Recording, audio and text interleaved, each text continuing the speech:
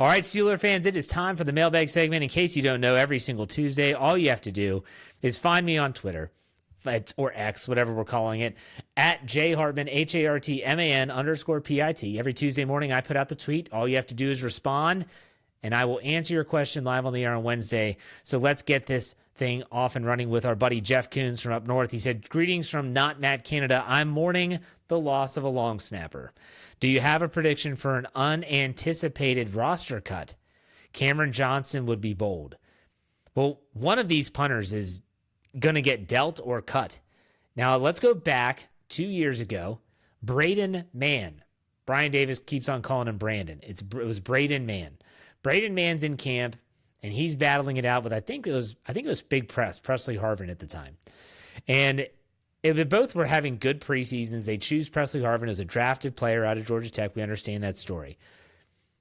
They held on to Braden Mann. They went into the season with two punters on the 53. They're trying to get a trade done. Philadelphia needed a punter. Everyone knew it. And Philadelphia essentially said, we're going to wait you out. We're not going to give you that deal. We're not going to trade you him. We're going to wait. We know that we're calling your bluff, Pittsburgh. We're not going to give you anything. We're going to wait until you cut him. Then we're going to sign him. And that's exactly what happened. And Braden Mann is still on the roster of the Philadelphia Eagles, Super Bowl champion. So that is true. But I would say a prediction for an unanticipated roster cut that was not a punter, I would say someone like Corey Trice getting cut would be unanticipated. Wouldn't be earth-shattering to me. The guy just hasn't been available. Your best ability is your availability. I love Corey Trice. I have high expectations for him, but he can't stay healthy. That would be unanticipated for me. Let's go to the Believers Ride or Die Crew poll of the week. He said, do you like the way the Steelers have handled the preseason in the starters? The options were, let them sit, they're healthy.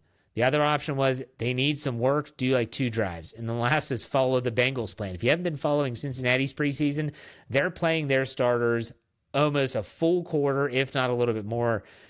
I'm not following the Bengals plan. I said, they need some work, give them a couple drives. That's what my answer was. But a lot of people said, let them sit, they're healthy. We'll see how it works out on Thursday night. Brandon Diaz, he had a bunch of questions. Let's get these started. First, why does it seem like the fan base is shocked Rock Taylor was cut? I will say this. At Steel Curtain Network, this goes all the way back to our Behind the Steel Curtain days. At the Behind the Steel Curtain days, we did the Redmond Award. And the Redmond Award was for a player who fit a certain criteria. They had to be either undrafted or drafted, I think, in rounds 5 through 7. They had to have a great preseason, good training camp, and they had to be viewed as kind of like a camp darling. This happens every year. And so you have these players that for some reason the fan base just kind of falls in love with. And they think that they have found the next diamond in the rough. They think that the Steelers, because the Steelers, they build through the draft and they know how to evaluate better than anyone else. That's what they think. And so they're thinking maybe this is the next James Harrison, undrafted guy. Maybe this is the next Ramon Foster, undrafted guy. Maybe this guy could be the next Antonio Brown, a late round draft pick that blossoms into something what no one saw coming. The problem is that all those players, you could throw in Alejandro Villanueva too, as another player who just kind of came out of nowhere. But the problem is that those are so rare. But yet, as fans, we cling to those. And we say, maybe, just maybe, this guy is that guy. Unfortunately, like I said, it doesn't always work out. But Rock Taylor, because a lot of people thought he could be drafted, the Steelers get him as an undrafted rookie. They think this guy has a ton of potential. They think he could be an answer at the Steelers' question at wide receiver. Wasn't to be. I don't know if he was in Mike Tomlin's doghouse. I don't know why he got cut when he did, but he's out. Fan base is shocked. There you go. Next question from Brandon. Forget coaching hot seats. Is our medical staff on the hot seat with these soft tissue injuries? I would say not the medical staff, the strength and conditioning staff, based solely on Mike Tomlin's comments at the end of last season. He said in his post-season, the final meeting in front of the media, the final press conference, he said, this is an issue. We need to get it fixed. If they have another season where there's a ton of soft tissue injuries, and we've already seen a bunch, we saw Corey Trice with a hamstring, Alex Highsmith with a groin, you've got an abdominal injury, you had a groin injury to Broderick Jones early on. they might be in the crosshairs. That's all I'm going to say. Next, let's go to this was brought up in the first half, but what should we expect Thursday night?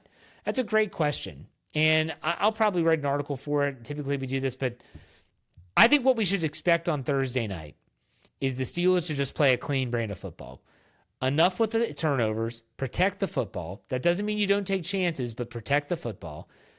Play good defense, do the fundamental things well.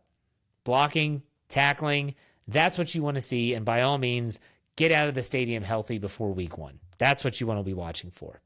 And then the last question from Brandon Diaz, what is the best football movie and why? Now, I will tell you what I want you to do, Brandon. And if you haven't, go to our FFSN NFL feed. So just type in wherever you get your podcast, FFSN space NFL, and go back and you will see a podcast that I did with my co-host on The Way We See It, Wesley Coleman, where we ranked our top 5 football movies of all time. This was according to what we thought. I gave you my 5 to 1. My number 1 was actually Varsity Blues. Now, if you're younger than me, Varsity Blues might not hit the way it did for me after I was, high school, college age when that movie came out. It was awesome. It was like a cult classic. I love that movie. When I was in college, we used to watch that movie almost every single Friday. I quote that movie all the time. Yes, Bud Kilmer and his Coyotes. It was a fantastic movie. It might not translate to the young audience now, but still, Varsity Blues was my number 1. You can go back and listen to that podcast and hear all about why I had it as number 1. All right, let's go to Eric. He said, do you see any thought in Caleb Johnson, a kick returner? That feels like an unnecessary risk to me. Imagine he got hurt returning a kick. Also, do you think it's important for A-Rod to see a series or 2 in the finale? Okay, so Eric, let's start with the second question first. I do think it would be invaluable to see Aaron Rodgers play a series or 2 against Carolina on Thursday night, but clearly the Steelers have already said he is not playing. So while I see value, they don't need to see it. Mike Tomlin openly said, look, I don't need to see him play. I've seen him play. He's doing everything that we asked him in practice. He looks good in practice. And if he didn't, we would have him playing, but he's not. Take that for what it's worth. The first question, Caleb Johnson is a kick returner. They did this with Jaylen Warren too. Let's not forget that. Jaylen Warren was a primary kick returner last year. They just never kicked it to him. And he was one of the 2 that was back deep, and it was Cordero Patterson and Jaylen Warren.